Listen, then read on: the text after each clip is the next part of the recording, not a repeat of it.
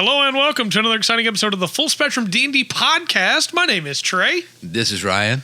That was excellent. Yeah, I got it that time. We definitely didn't have to redo that or anything.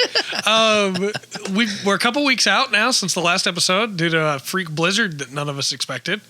Yeah, shut us down for a full week. Yeah. For sure. And then there's a little bit of afterwards going back and forth, trying to get everything set up. But yeah, we're good to go now. Yeah, back in the saddle, as they say. Yeah. You know, I hated that I used that in the a minute and a half that we had to record before this, and then I just used it again, even though I hated it. That's all right.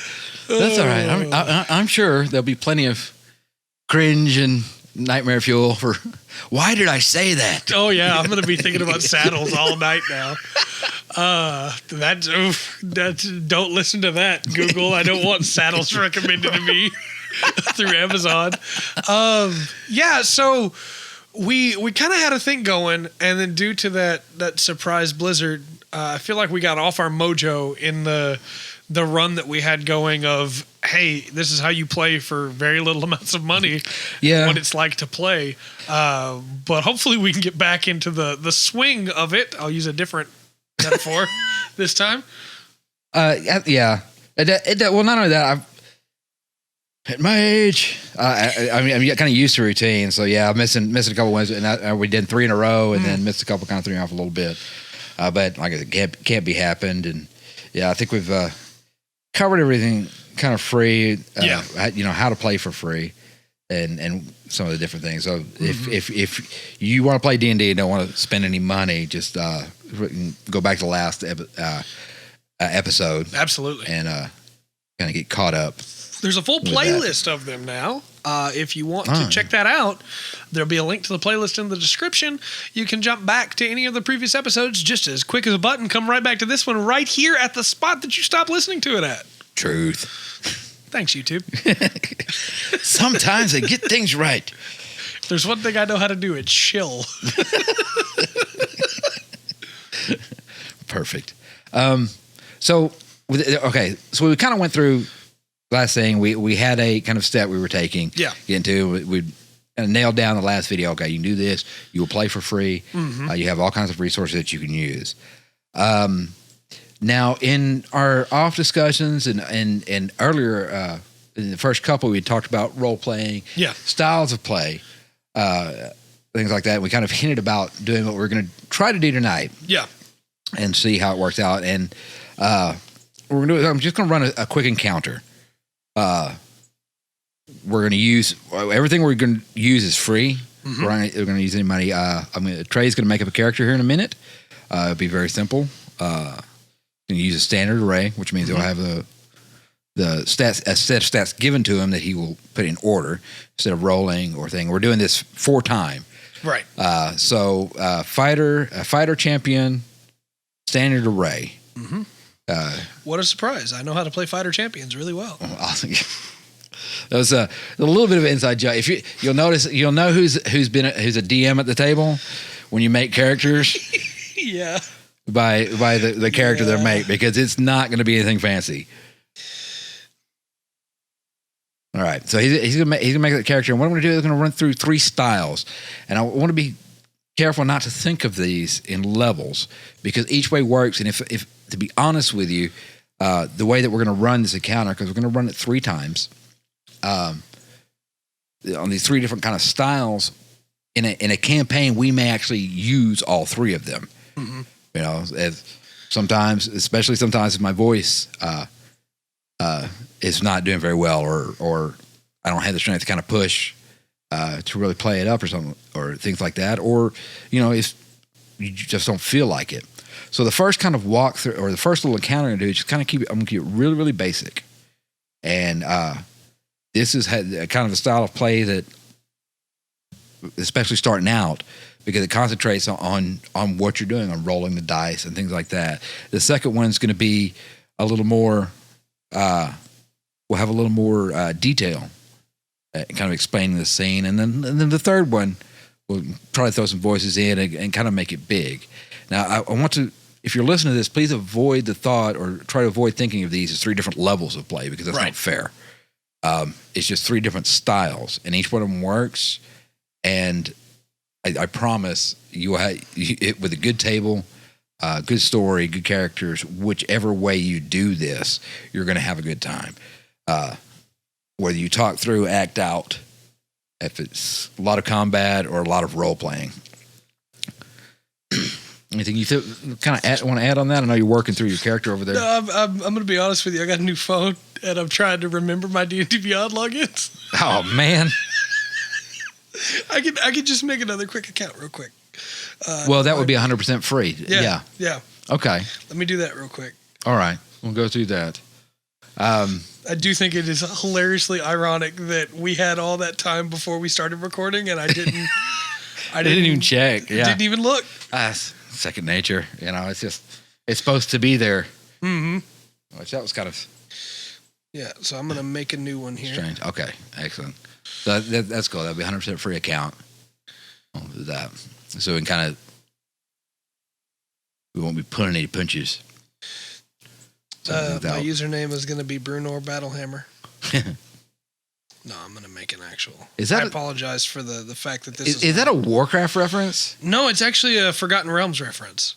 Brunor is the dwarf that goes with Dritz. Oh my gosh! Yep. I don't even know Warcraft, and for some reason that is because you. Yep. Somebody else at the other table the other day. Bolvar was the name you were talking about. Yeah, yes? Bolvar. Okay. Yeah. All right, I've made a new account. Let me see. And anybody that watched the other podcast, now you understand what I say. He's very disruptive. Always. All right, so let me talk through this since it's an audio podcast. Absolutely. We're going standard array. As you've already said, human fighter. Not taking extra feats early on or anything. Not variant fighter. Not variant fighter. My recommendation for new DMs is don't worry about variant fighters right now, or variant humans. Variant fighters. Yeah. Well, yeah. Just go regular. Yes. We're going milestone instead of XP because it doesn't matter for this effect at all. We're going to turn encumbrance off because I don't want to deal with that right now. And if you're doing this and you're going through and you're looking at all the things, there's a lot of things on that first little page as he's making his character up there that's gonna will come from your session 0. Mm-hmm. And you can actually if you're sitting with your DM on session 0 and have that first page open, you can kind of like look down of it and get a couple of questions answered and out of the way with adding XP or milestone, encumbrance, things like that, kind of right off the bat. I'm gonna go with dueling for my fighting style. Okay. We doing level 1? Yeah, just level 1. Perfect. At that. And for standard array, if you were having to pick, I guess I'm making the character I'll pick. Yeah. I'm going to go with a 15 in strength. Yeah. I'm going to go with a 14 in constitution. Yep. I'm going to go with a 13 in dexterity. I almost said intelligence. Dexterity. All right. Then I'm going to go with a 12 in charisma. Ah, nice. I want to be a little bit more charismatic. Okay. Although realistically, I would recommend for most people probably go 12 for wisdom, 10 for intelligence, 8 for charisma, unless you just really want to be charismatic. Yeah. I'm going to make my wisdom a 10 and I'm going to make my intelligence 8, which is not great for a fighter. No. You really want to make charisma your dump stat, honestly, for a fighter. Yeah. But I want to do things a little bit different. And he's meting a little bit in his head because dealing with saves in the games, you're going to have a lot more wisdom saves than you will charisma saves. I'm going to go a soldier background. Yeah. Because if I'm a human fighter, that's what I'm doing. Right. That also lets me take perception as a proficiency. And then I will go for a dice set. Because why not? Yes, your gaming set. You have a dice set, yeah. Yes. He's not picking up a dice set to play. This is his character carrying a dice set. And then we doing equipment, basic equipment. So I'm going to take chainmail, since I'm probably not going to be using a bow. Right. Because I went dueling. Yes. I'm going to go a martial weapon and a shield. And my martial weapon, instead of 2 martial weapons, because I didn't take a 2-weapon fighter, because I'm not a variant human. This is, again, I know I'm spelling this out for people that have made a character before, but this is for people that are listening that haven't. Right. I'm going to go a rapier, because I'm a duelist. I'm going to take a light crossbow in case I need ranged. I'm going to take an explorer's pack. For soldier, I'm going to take a dagger and a deck of cards. Okay. And I have made my character. All right. So I want you to go back and explain one thing. Yeah. If you would, tell everybody what you get because you took dueling, what that allows. So, yes, absolutely. So, because I have dueling, I will have, let me get the sheet pulled up here. It says my character's incomplete because I skipped a step somewhere because I am a fool. Fool! Let's see what step I skipped. I bet I didn't choose a race. I did, in fact, not choose a race. Okay. Well, yeah, you were a variant fighter, remember? Yeah, that's what it was. My phone autocorrected human to humans, and so it didn't select anything. Oh. Go figure. All right. Thank you, phone. New phone, right? So, because I chose dueling, when I'm wielding a melee weapon in one hand and no other weapons, which also means shields, by the way. Shields will throw you off balance-wise. Some DMs will let you have it and still use dueling anyway. I always rule no because you're holding the shield in your other hand. You're not dueling. You gain a +2 bonus to damage rolls with that weapon. So because I'm using a rapier, that is very good for my character because I will be able to get that +2 at all times. All right. Now, on the other side, we kind of set the scene, so we'll have a little more foreknowledge, and we're going to put out a little more information that normally he wouldn't have. So he's chasing down a bad guy named Thaddeus. Now, I'm on the DM side, so I haven't made a character sheet for Thaddeus. And there's nothing wrong with that. If you're making a bad guy, make Thaddeus. But what I've done is I wrote down Thaddeus's name, and he is a thief type, kind of roguish guy. Okay. Now, on my notes here, I have a few pieces of information that I will need. I have his armor class. So I've wrote armor class 12. That's what Trey's going to have to roll 12 or better to hit him. He's got 10 hit points, which should be pretty explanatory. So Trey's going to try to get him down to 0 before he gets to 0. Mm-hmm. Now, I don't have all his stats written out, but this is a first level fight, so what I'm trying to do is keep a balance. So I'm kind of taking a little bit of an average of the play here, and I've given him a +2 to hit and a +2 to damage. Now, if you're looking in the monster manual, if you're looking in the back of the DM's guide or even the player's handbook where they've got little archetypes and things like that and animals, this will all be laid out for you. Mm-hmm. This is completely done on the fly for this, and you can do this if you do. That's why we said you don't have to have the monster manual. Now, I haven't given this bad guy any kind of special powers. No legendary actions. No legendary actions, first level. Do that, or he doesn't have multi-attack or anything. Right. And that's something I'm going to keep in mind at first level. One of the big things we're trying to run is it's going to be action economy. Yeah. And it's at first level, me giving this bad guy 2 attacks pretty much doubles his effectiveness. Yeah. Now that is not so bad when you get up later. A second attack is big, but not quite as big as it is right now. Right. Well, and that's actually, I don't mean to interrupt, but that's actually been a big issue with the newest book, the newest adventure book, Descent into Avernus. Yeah. One of the big problems that's come up from it is that there's an early encounter with a fighter that has 3 attacks, and he has 7 guys with him. What? So it's 8 enemies, and it's designed for a level 3 party, and that's way too strong. And there's an NPC that the whole group is supposed to be attacking first. So as a DM, you can kind of get away with having them attack that NPC. But once that NPC drops, your players have to deal with it. Yeah, wow. Yeah. That's quite a bit. And it's quite a bit to take right off the bat. Yeah. I saw multiple DMs on Reddit and Twitter complaining about it. And then XP to level 3 made a video about it today. Because that book just came out. And it's like, hey, no, this is not balanced. That's what? Yeah, here's the thing, though. 3rd level, yeah? Yeah. Okay, well, if you have 4 or 5 people that have access to all races, sure, all absolutely. subclasses, it will pull off a little bit different. I kind of think that's another. We brought that up before. We brought that up a little bit. You can break it pretty quick. Yeah, some of the weaknesses and some of the complaints we have with this edition. Avernus also has a mage that has fireball while the party's at level 3. That attacks them, an enemy mage with fireball, and it's like, oh, that's really nasty to throw in a level 3 party. It's spread out. Yeah, spread out. That is pretty rough. Well, there's a sweetness and simplicity to the basic rules of this game, and like I said, I think there's just so much out there in such a short amount of time. All that to say, though, that's why action economy is so important. Yes, managing it correctly is what makes the battle fun, as compared to being a slog. Right.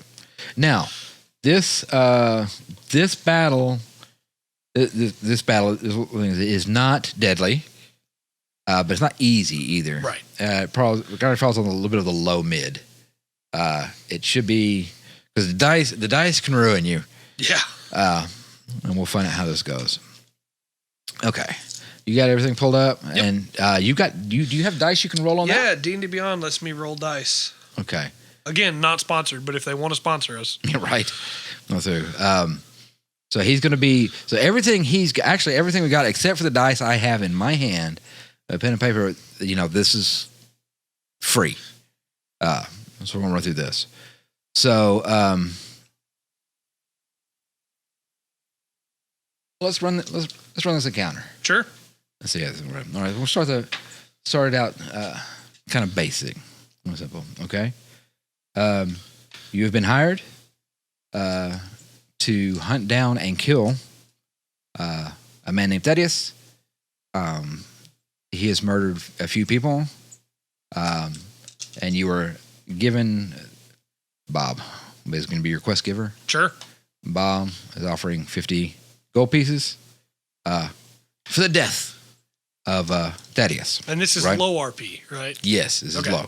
Yeah, sorry, I got real excited with the team. No, you're good. All right, so kind of jump for the scene then. Yeah. All right.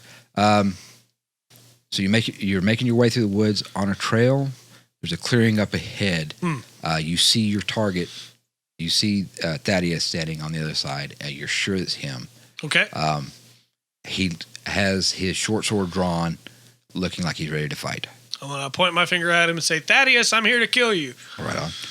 Go ahead and roll initiative for me, please. Okay. I should mention that I have been using paper again. Yeah. Because I like using paper, and I can't use it with most of my games. Right. But I can use it with yours, so I've got back into using paper, and I don't remember where. There it is. That's all right. Like I said, this is this kind of shows because you just opened this account on here. Yeah. This is all free. So anybody like to do that? 15. Okay.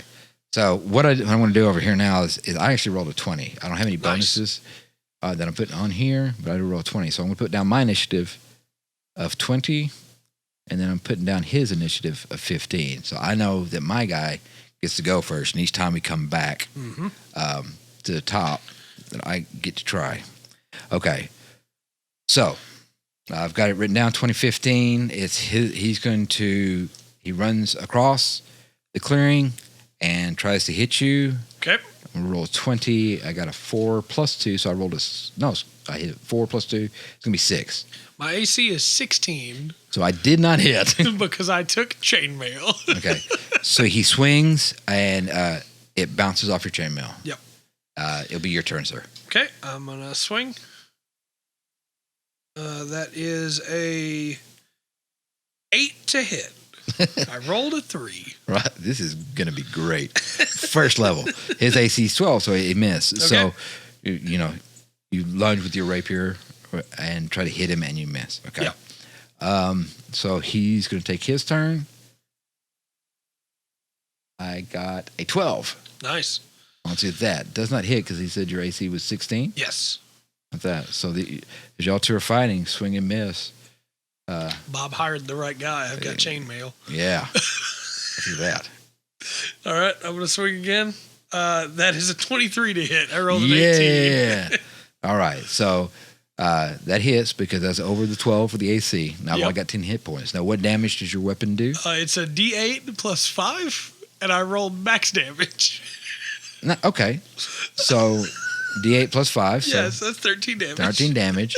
Thaddeus has 10. So after a couple of rounds of feeling each other out and fainting and swinging and missing, you find an opening, lean forward, and you put down Thaddeus. Nice. Okay. Now, as we kind of ran through the some of the rules, that was kind of very simple. Yeah. And that's D&D. Right. It's as simple as that. We didn't go all out. Now I am going to do a little bit more on this, just kind of give you an idea of what we can do with this scene. So we're going to cut back to the beginning of the scene. And real quick, if I could just cut in, please do. I want to point out, like Ryan said, we didn't do anything super crazy. We didn't really get into character, but you heard me get giddy when I realized that I rolled max damage. True. On that D8. You can still have a ton of fun. Yes. Even if you don't intend to do RP heavy, getting super into character. Absolutely. Because there is an inherent fun to the randomness that is dice. Absolutely. Absolutely. Yeah. There's a reason why Yahtzee is still popular. You know? Right. And it's so this is dice and story time. It's absolutely, man. Yes. It's fun to roll well. Yes.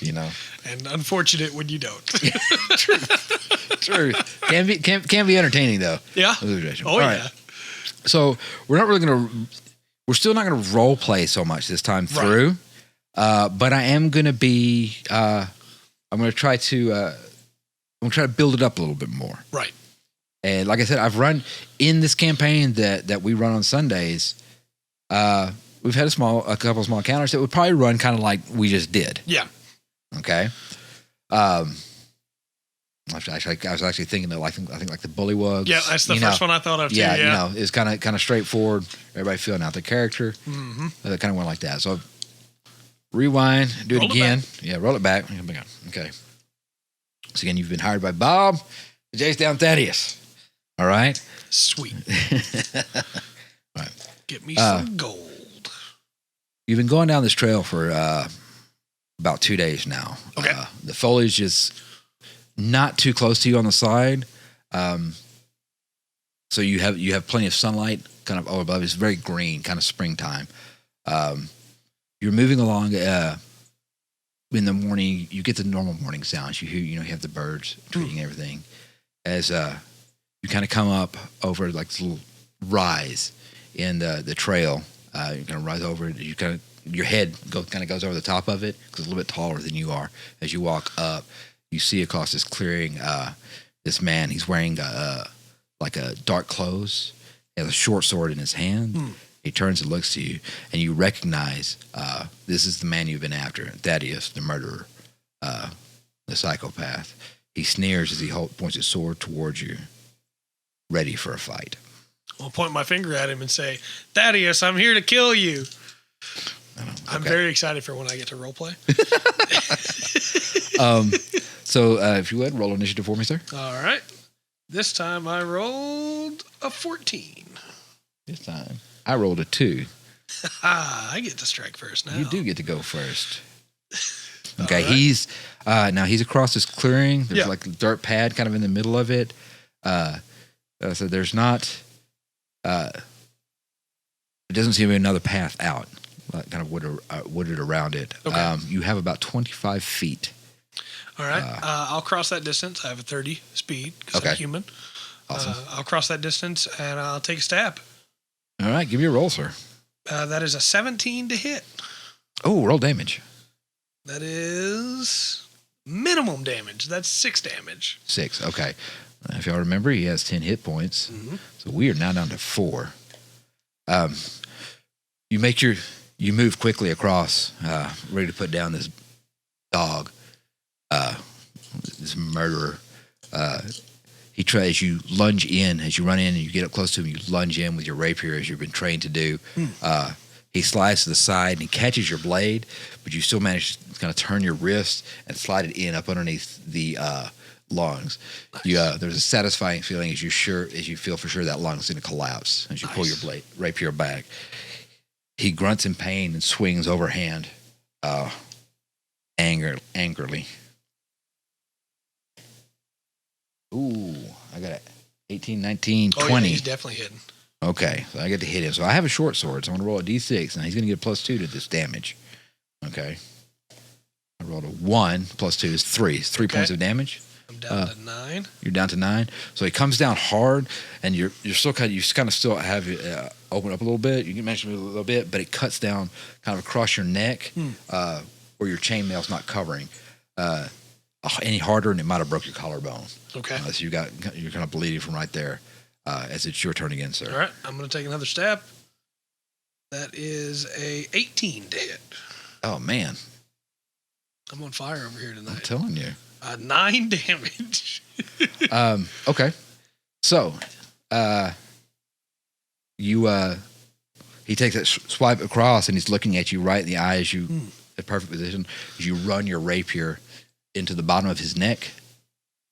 You hear a slight gurgle as his body just slows down. That's what he gets for being a murderer. Before you. Live by the sword, die by the sword, as they say. Right. All right. As you saw in that one, that was more on me to build up the scene. He had on his side, it was still kind of just kind of running that part. Now look, I know this man. I got to be prepared for this next time we do this. But that was more on me, and there was more to the story. I also think that as DMs, more often than not, that is what you get. You get the DM that is very heavily invested in and is giving great descriptions. Yeah. And the player that's just trying to have a good time. Right. That doesn't necessarily want, and that's okay. I'm not saying that's a bad thing at all. That's super okay. You got to be clear on what you want, like we talked about before. Yes. Because for a lot of players that don't want to give in a lot to RP, they want the DM to be descriptive like that because it's satisfying when you hear those descriptors. Yes. But they don't want to throw in the extra effort to get fully in character, and that's okay. Yeah. It was, like I said, it's a little bit different. And, starting out, it's very rare. Yeah. For somebody to jump in and be like, jump in and fully embrace their character. Absolutely. Now, I've had guys come from other areas, guys and gals come from other areas. Like if you sit down with a theater group. Yep. All right. If you're in college in theater and y'all aren't playing D&D, you should. It's a great way to build up your chops, your improv. And that would be a different, but once again, it's a different, I had a really weird table. Very rarely do I. Most of the time when you have a table sitting around, you have similarities. This one, like everybody was a different type of player, and that was so hard to balance. It seems like it would be. And honestly, when you take if you take the power player out, it's not so bad, and it's nothing against power players, right? But I'd rather have all power players at the table. If I really want to do a special episode. I say special; they're all special, right? Yes. I really want to do an episode on types of players and specifically the metagamer and the power type player. Yeah. Because I think there's a big stigma against them, and for reasons, right? Yeah. But also, those kind of players can still be really fun if guided in the right way. Right. And like I said, that's we had an early video on Session 0, and that's something. Yeah. That's something you can kind of get worked out in that. Yeah. All right. So this time, hold on. I'm going to drink of water right quick. Since I'm going to get in character this time, I'm going to name my character now. Because as you might have noticed, I didn't even have a name up until this point. Or at least if I had one, it didn't matter. But now it matters because I'm going to be a character. So my character's name is Florence, a boy that was raised as if he was a woman for most of his life, to hide the fact that his father had a son. And he has decided that now that he is free and able to be the man he always wanted to be, he's going to go out through the world and do whatever he wants to do. And so he's become broke. Okay. He has his father's sword and he has his father's chainmail. Okay. And that's really all he's got. So he's taken odd jobs to try and make his way through the world. So...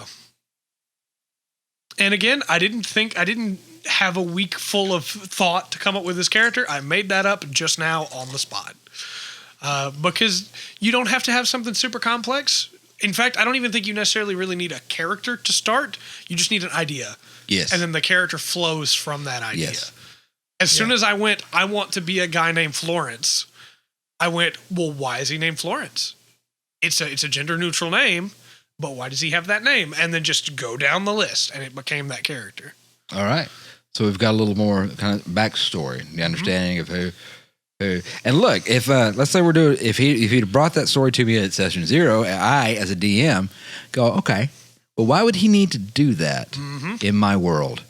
You know, maybe he didn't want his son to get conscripted, or things like that. So he could actually add a level of something into, you know, even if in just the township that he was from, that's where they did that, you know. You can add a little to that. Okay, but I do have a little more. He could give me a little backstory on that. So we're going to try this again. Okay. Now, you'll notice that probably on my end, there will be a little bit, but not much. As far as the description and everything goes, maybe a little bit more when I get to the character. But, you know, this is, you know, on the other side. I loved her role play. Yeah. You know, you'll see it built up there. All right. Once more, a little drink of water here. All right. Another quick thing while you're finishing that drink of water. One thing I find that helps a lot with role play, especially when you have a new character and you haven't played them enough to really know what they're like. Try and not just put yourself in their shoes, but for instance, wherever Ryan has me walking here, Florence is going to be trying to get used to wearing pants because he's been wearing dresses for most of his life. So I straightened my pants that I'm wearing in real life because in my head, Florence is having to do that. And so little things like that give you a great in to your characters, the way that your character is looking at the world right away without having to work at anything special. And on the end of that, I have found, and this goes for many different role-playing games, whether you use level or like Shadowrun, you use karma, or, you know, however it goes up. The first 2 to 3 sessions usually is people get another character. Yeah, absolutely. Because they'll come up with an idea, but then it gets fleshed out as things happen. Characters change drastically in the first 3 sessions. Yeah, and kind of see where, because they kind of come to their own, and you see, you know, how you react to the situation is how the character reacts, and it kind of can change things. Do that. All right. Your intelligence is 8? Yeah. Yeah. Okay. I'm going to go diss the guy.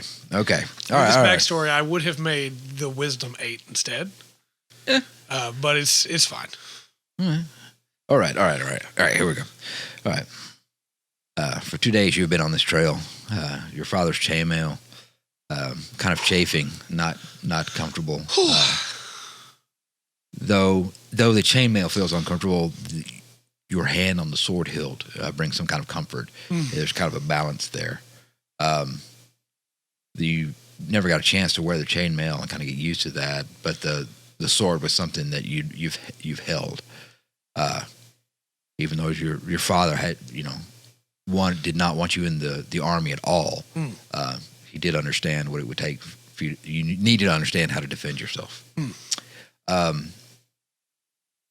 So it was with these thoughts in mind as you were tracking down this murderer. The name Thaddeus running back and forth through your head. You glance up and around, taking in your surroundings. It's kind of a spring season. There's a fresh smell on the air. So in other circumstances, this will be a very pleasant walk. Every once in a while, you brush away the greenery for a branch reaching out to stroke you or to try to reach out across the trail. After almost as if waking up, you look up and see a clearing and see across the way, you see Thaddeus, your prey, your target that you've been sent to take down. You know what he does is disgust you to your stomach, knowing the crimes that he has committed. He turns, holding a short sword, wearing blackish kind of cloth clothes. He raises his blade to you. So, they've sent you to try this time, have they? Let's get it on then. I'll take no pleasure in this, Thaddeus. And I'll draw my sword with a shaking hand because I've never killed a man before. But I need the money. I have to do this because if I don't eat. And I'll raise the blade to him and I'll say, "On guard, Thaddeus!" He kind of twists his wrist a little bit with a short sword, turns it back over. He says, "Yeah, this should be easy." Please roll initiative for me, please. Okay. Oh! Ooh, that was a bad roll for me. Mine too. I got a 4. I got a 4. Goes to the player. All right. Goes to the player. He gets to go first. Okay. I'm going to take a deep breath because I need the money. This man's done some terrible things, but I've never used my blade against another living creature like this that thinks and is conscious. I'm going to advance. Okay. And I'm going to attempt a quick stab, but my heart's not really in it. Okay. So you have to cover 25 feet of ground. It's going to leave you with 5 feet. Yeah. Correct? If you would give me that roll, please. Okay. Yeah, that makes sense. I rolled a 12. Okay. That hits. His AC is 12. Okay. So that hits. Give me a damage roll, please, sir. All right. That is 7 damage. That plus 5 on the rapier is really helping because of duelist. Oh, yeah. Okay. What was it? I'm sorry. What was damage? 7. So he's down to 3. All right. Your training and muscle memory always comes into play as you don't want to kill anybody. But you said the pressure of the dead, the pressure of the no money, the vile descriptions of what this man does as you lunge forward. Really, almost in practice, would almost be a striking blow, but with no padding. This is a real deal. As your blade sinks in up above his shoulder, you see the dark clothes he's wearing. They're almost black, kind of get a little bit darker as your blade slides in. As you get a sickening feeling to your stomach as it goes through this, he screams in pain, and tries to knock you back. As he slings a sword to your face. Okay. You'll die for that, I said. You'll die. As he swings. 11. There should be a miss, correct? Your AC 16? AC 16. Thanks to my father's chainmail. What's that? As a blade swings by your head as he violently as he reaches up and holds his wounded shoulder. As he misses, he kind of gets in place in front of you. No, little lads. Stabbed me before. You made me bleed my own blood. I'm going to take another deep breath because it's my fault that he's not dead now. If I'd committed to the strike, he would be dead. And I'm gonna say, I'll end your pain quickly. If only you had done that for your victims. And then I'll take a swing. And I miss. That's an 8. The thought of vengeance, as you're kind of getting your resolve now, kind of makes you overextend a bit, and he's no fool. Right. So he quickly parries and kind of steps aside, swings through. I see you now, boy. I thought I rolled a 1 for a second. I rolled 7. It's a 9. So he kind of swings up. Your stance and instincts take over, and you definitely step to the side. You hear him curse under his breath. Mumbling fool. Your turn, sir. I'm going to take another swing, and I'm going to say, you may see me, but you'll see no more victims. That's a 23 to hit. Ooh. I rolled an 18. Very good. That's 7 more damage. Excellent. Right. Hey, as you prepare to make your final strike, he gets this evil grin as he jumps up, making a novice mistake. Perhaps it was the wound, as he gets his feet off the ground. As he kind of jumps up with quickness that surprises yourself. You run him straight through as he lands, as you push your rapier on the belly, as you lay him down, as the life runs out through him. I guess it had to happen sometime. My father was able to handle this. So and I'm going to barf all over the ground. All right. As you say, there's a little bit more to that one. And as he said, this was kind of set up. This is all kind of improv to kind of go through it. And I like I said, avoid thinking of these as 3 different levels. There's just 3 different ways that we did the same scene. Absolutely. And honestly, I had fun doing each one. Yeah, I did too. You know, like I said, when you get a good roll, when something goes, when you have the scene. This probably went on a little bit longer than I meant for it to. We're at about 40 minutes now, but I wanted to try to play that up. I agree. I think it's important to get that. Like you said, it's not levels, it's styles. And for me, the most fun is in the third style because I like role playing. Right. And when I'm the DM, I like getting into it, you know? Yeah. But I have had many campaigns where it's the first style. Yes. And sometimes that's just as fun. Right. I find the most of the time it's the second way. Yeah. With a touch of the third. Yeah, absolutely. But the people I'm playing with have all been playing at least for a couple of years. Right. So it makes it a little bit different on that. And of course, it goes back to the second and third because there's a couple of people at the table that are not going to role play in a voice. Yeah. And then, a couple that are. So that was kind of fun. I hope you get something out of that. Yeah, absolutely. Because we're about to start rambling, and I don't know if anything else is going to make sense for the rest of this. I don't know how much time you got left. I feel like the pressure is on, right? Especially when you're a new player, and you have people at the table that are doing the voices and that are getting into it. And yes, there are going to be people that listen to this that are going to go, well, Trey came up with that just on the fly. Like, I can't do that. What am I supposed to do? That's okay. Yeah. Like, I'm a DM. I'm supposed to be able to make stuff up on the fly. We're doing this for a while. Yeah. But like, when you're a new player, your backstory can be something simple. It can be, I'm a soldier from the army. Yes. I got lost. Yeah. That's your backstory. Yep. Trying to find my way home. Yeah. You can even go the amnesia route. I don't remember. But there's great cliches. Yep. There's great cliches, and they work. Yep. And so you might, there might be a laugh or, a little giggle, but they do. Yeah. They absolutely work. And it's just the beauty of it is so many different ways. We could completely have flipped that on his head. He could have been a completely different character. I could have had a completely different, but everything else about it would have been basically the same. I would go off the stats that I needed as a DM for my character. It was not a full character sheet.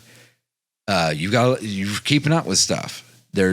You can go as detailed on the DM side as you want. Yeah. Just like on the player side. Yeah, absolutely. Well, and that's what I was going to say. From the player side, I used my basic attack, I used my movement, I used my initiative, and I used my to hit. I didn't have to do any saves. Right.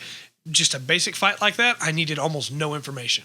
To the point where I had that stuff down. I knew it by the second encounter already. I didn't have to look. I rolled just because it was easy. Gotcha. But I could have done it without having to pick up my phone, Yeah. And I think that's important as a player to remember is, especially like for DMs, yes, you don't have to be as complicated. But as a player, it's not as complicated as it looks either, No. Your sheet's going to have a whole bunch of stuff on it. Use it when you need it. You should know that stuff, but you don't have to know it, Right. And look, honestly, the way we just did that, those 3 different times, will work for any role-playing game you pick up. Absolutely.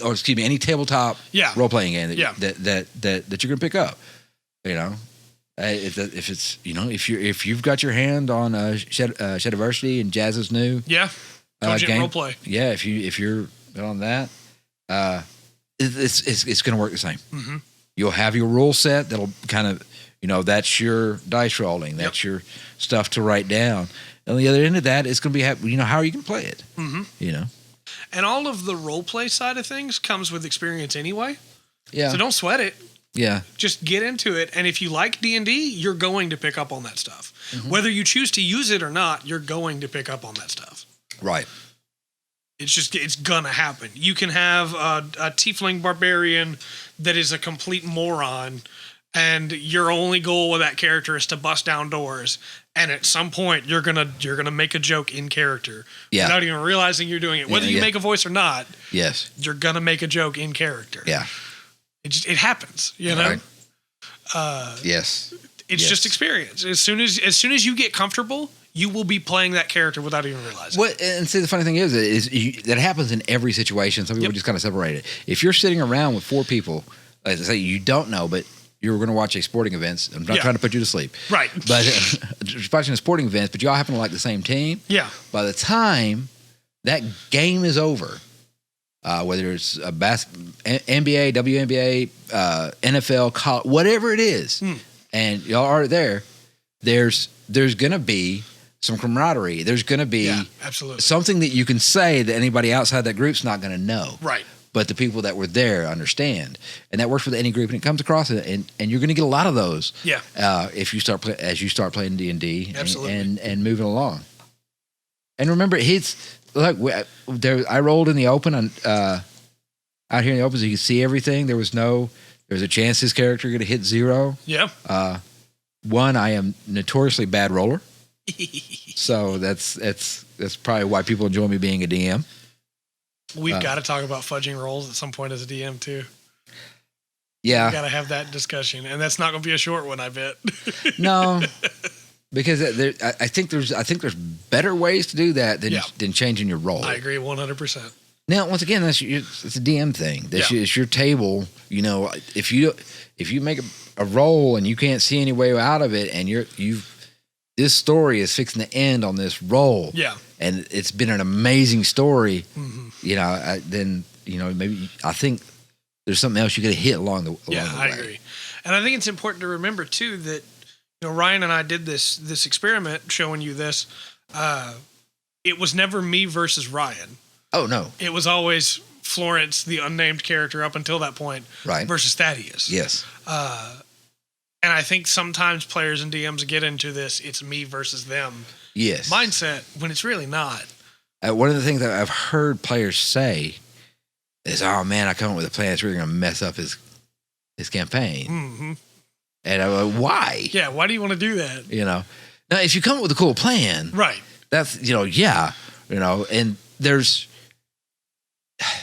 And there's nuance to everything. Yeah, absolutely. Because you can come up with a cool plan that really kind of derails the campaign, actually leads to something better.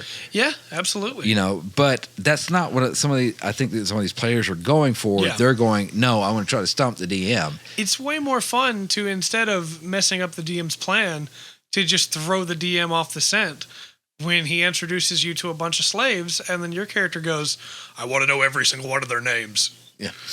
Because you and I both know the DM, who is sitting right across from me right now and I'm speaking to, did not have names for over 100 slaves already set up. No. But when you ask that question, everybody at the table laughs, and then the DM gets to go, all right, so moving on. Yes. And it's just a fun moment where it's not us versus them. If you want to have that mindset of I want to throw off the DM, do it in a fun way instead of, let's stop this campaign right where it's at. That's the NPC I'm supposed to talk to for the story. I'm going to kill him.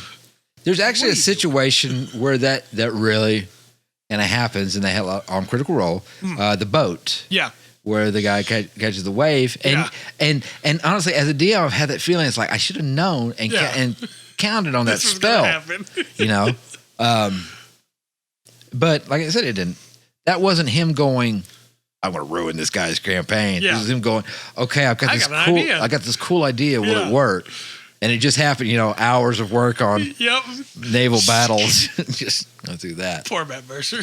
I felt that on such a spiritual level. Yeah. But it was a good scene. Yeah, absolutely. And it worked for it. Okay, I want to bring this back. There was a game you were talking about on the Tuesday Night Twitch podcast. Yeah. We don't have to say the name of the game, but it was a statement you said about it that I think kind of relevant to some of the discussions we have here. The story was bland. Yeah. Which happens. Yeah. But on the other side of that, there was nothing with the character. Yeah, absolutely. The gameplay was really fun, but the character was a nothing burger. Basically, they were a blank slate that had no motivation. Now, I'm bringing this up because in this review or discussion of this game, you had mentioned this is like, hey, give me something with this character. Yeah, anything. Give me something with this character, and the story would, you could kind of work with the story. Yeah, absolutely. And I think that's there's something that kind of hit me when I was thinking about it from a DM thing. It's like sometimes you're not going to have the most original, greatest groundbreaking idea. Sometimes a group of goblins attacks. Yeah, absolutely. But like you were saying, I think it kind of works over from that game you're talking about. If the characters are good, a simple goblin attack, and that becomes a blast. Right. And once again, that's not talking about role playing or doing the voices. Yeah, absolutely. That's talking about you've had a few in with the characters and, goofy things have happened. Yeah. And you've got the inside jokes. And now all of a sudden, this silly little group of goblins turns to like a fun encounter. Yeah, absolutely. I agree 100%. I think that when you have, in a lot of ways, the idea is you have to write the story and then put the characters in it. But in my opinion, the characters make the story. And I think D&D's the same way. Yes. Your DM has a world laid out, but it is what you as the players are doing in that world that allows the DM to tell a story. Yeah. And let's say I have a lot of notes for Real's campaign. Scattered lore, things like that. Right. I don't have everything mapped out though, because I have to have room in there for the successes and failures that y'all make as a group in the storyline. Right. Have to have real consequences. Yeah, absolutely. And if I ever have everything in this world hard and nailed down, then it's not going to matter what y'all do. Absolutely. I agree. And at that point, why are we playing? Right. We should just be reading the book. Well, the fight with the dragon and the ship, that was a big, that's changed something, I'm sure we could have used that airship. Yeah.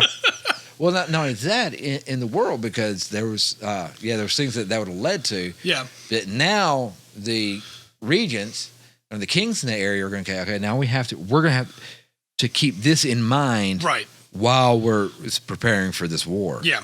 Because of that. Well, so it was a consequence in the world. Like I said, if I had it nailed down, that wouldn't change anything. Right. But it did. It threw in a good way. That was one of those things that the dice totally failed. Yep, absolutely. It made me have to go back and go, well, now I've got to kind of rewrite this. Yeah. Which was a cool thing. Yeah. It really kind of, because I didn't expect it to fail there. Right. Well, and all this not to say that as a DM you shouldn't have plans, right? Oh, no. One of my campaigns that finished, one of the few campaigns that I've run that actually got to finish. Yeah. I had planned for the final encounter to be my players against Tiamat. Yeah. That was going to be the final encounter. Tiamat had been doing stuff in the background the entire time. Yeah. The entire campaign. They found out early that Tiamat was the one behind the Elizabeth Meredith, the woman with two first names, that they were chasing, who was an acolyte of this cult that worshipped Tiamat. And so one of my players says, all right, well, while we're in town, I want to talk to all of the major leaders in this area that have gathered for this meeting and ask if they know of any weapon that can hurt Tiamat. That's right, yeah. And it was like, yeah, absolutely. Good idea, yeah. Here's a 7-session-long quest to go get this lance out of the far realm. Right. That led to some really cool stuff. They were always going to fight Tiamat. Yes. But all that stuff happened because they said, well, what about this? Right. And I went, of course, yeah. Why wouldn't there be something like that? We'll go do this. And do that. So. Absolutely. That's, yeah. Well, let's see. I'm trying to think of a few more because, like I said, in this case, I have lots of notes. I have a story kind of laid out. There's things in happening. Now, one thing I do now that I didn't do before, kind of with planning out, because I do have I think of scenes kind of going through rather than straight storyline. Yeah. That this kind of may seem a little antithetical to what I was saying earlier, but the world is, and there are events happening. Yeah. That are going to happen whether y'all are there or not. Right. Absolutely. So there's, time still has to flow. Time still has to flow. Yeah. So I guess we're trying to be like the other hand of the nailing everything down. Kind of a balance. Yeah. I got a couple. I got some stuff planned out. Again, I'm not going to. It's not if y'all pull something weird. Yeah. And that doesn't happen. I'm cool. Well, and I think to bring back to your example of the dragon, you had planned for a really cool ship to dragon fight. Yes. That did not happen because the dice were bad. But instead, we got a really cool moment for my character. Yes. Where I rode that dragon to the ground from really high up in the sky. Yeah. And to me, no offense to the cool ship air dragon battle that she had, because that would have been sick too. Right. It's way cooler that we got to this natural occurrence. Yeah. That we only got through the dice than if it had just been exactly to plan. Right. Look at that. Especially for me with my character. Because I got to do some cool. I got to ride a dragon. Yeah. I thought for sure I was dead. Yeah. But I don't know. That's once again that the dice help tell the story, because there was some failures with dice rolls through there, but then. When saves were coming up, it was like, okay, it kind of pulled through, and the damage wasn't, horrible to the people, and I actually saved through. And that led to some cool. That led to a couple of different scenes. Well, and there's a phrase that Matt Colville uses that I think is really important, which is, as a DM, is let the dice tell the story.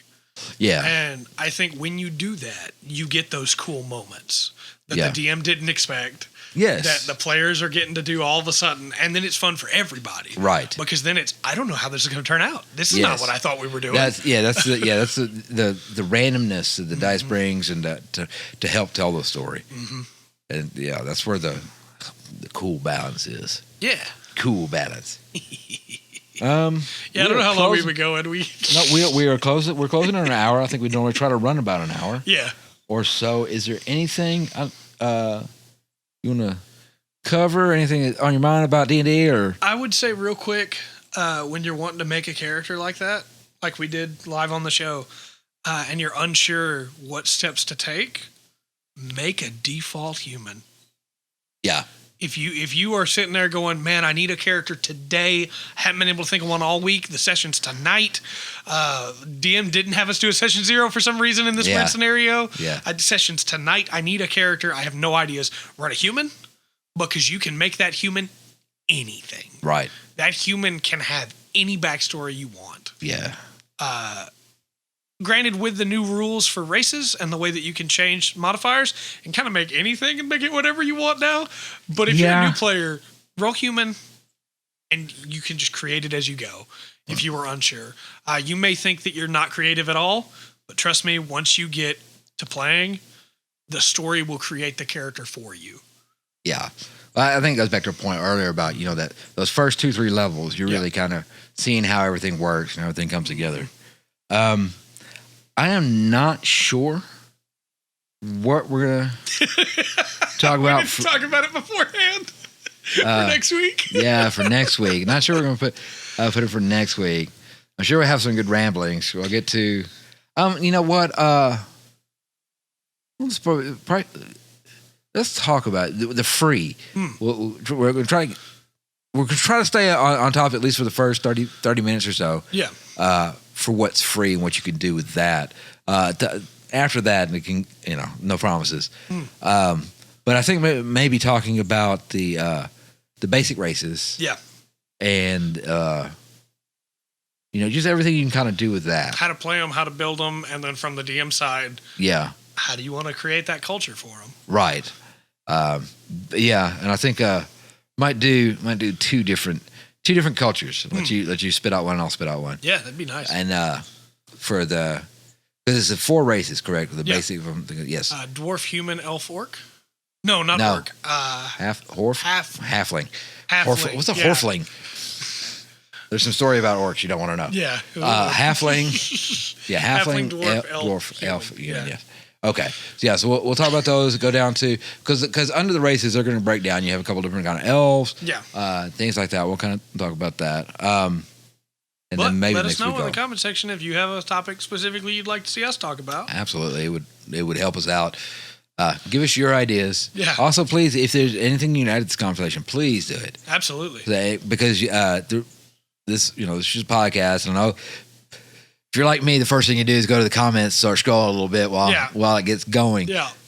So yeah, put it if you have any information to help anybody out, any advice you want to add, or correct something you want to said, then please do it. Yeah, and any Florence fan art can be sent to @ReptoryNXT on Twitter. Right. Let's see the battle between Thaddeus and I was laughing, I don't know if you can tell, but I'm not very good at basketball.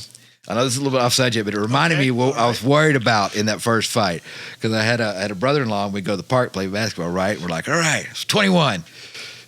20 minutes later, all right, first one to 11. Yeah, yeah. 35 minutes later, all right, next one scores. First one to 3. Next one scores. We're going in. Yeah. I was like, this battle.